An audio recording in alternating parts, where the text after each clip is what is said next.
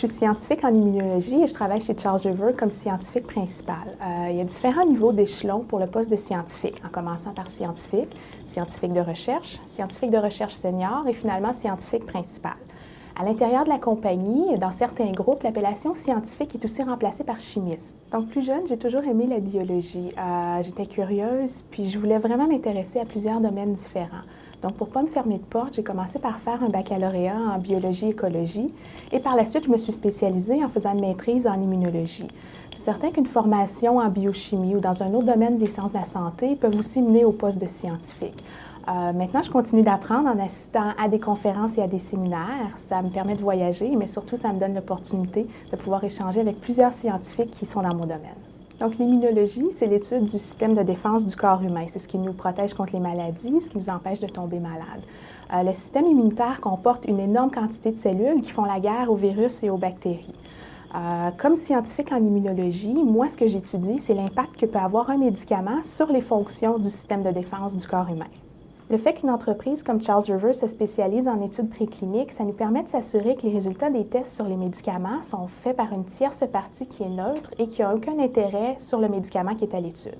Je suis appelée à travailler en étroite collaboration avec d'autres scientifiques qui sont assignés à différents aspects de l'étude. Je travaille aussi avec les techniciens de laboratoire qui réalisent les expériences et j'ai la chance de collaborer avec des statisticiens qui nous supportent dans l'interprétation de nos résultats et avec des inspecteurs en assurance qualité qui s'assurent que les réglementations et procédures qu'on a en place ont été suivies tout au cours de l'étude. Alors, le rôle d'un scientifique, c'est de faire de la gestion de projet, c'est-à-dire qu'il faut s'occuper et superviser toutes les étapes d'une étude. C'est certain qu'au début, le scientifique doit identifier quel est le format d'essai et la technologie qui devront être utilisés afin de mieux répondre aux besoins de nos clients. Par la suite, on se trouve à construire notre essai. Donc, on regarde comment on va le développer, est-ce qu'il est robuste, est-ce qu'il est reproductible. Le scientifique est aussi en charge de préparer toutes les expériences que les techniciens vont réaliser dans le laboratoire. Une fois que les résultats sont disponibles, le scientifique va devoir communiquer ces résultats-là aux clients et aussi s'occuper de la rédaction des rapports. Moi, en tant que scientifique principal, c'est certain que je suis appelée à superviser une équipe de scientifiques. Donc, mon rôle devient principalement le support pour les scientifiques au niveau de la révision des résultats, révision de la documentation scientifique.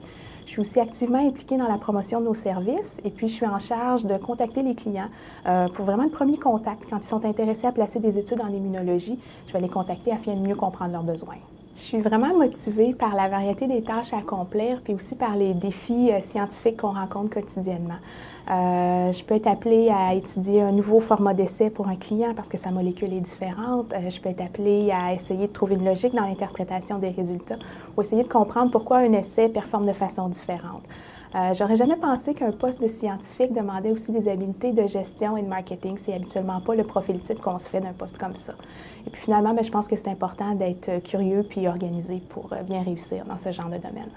Donc, si quelqu'un s'intéresse aux sciences, je pense que c'est très important de s'impliquer dans les différentes activités scientifiques qui sont offertes, comme par exemple les expos sciences ou les défis Sciences on tourne, parce que ça permet aux jeunes de toucher à plein de domaines différents puis éventuellement de déterminer c'est quoi le sujet qui va les passionner pour leur carrière.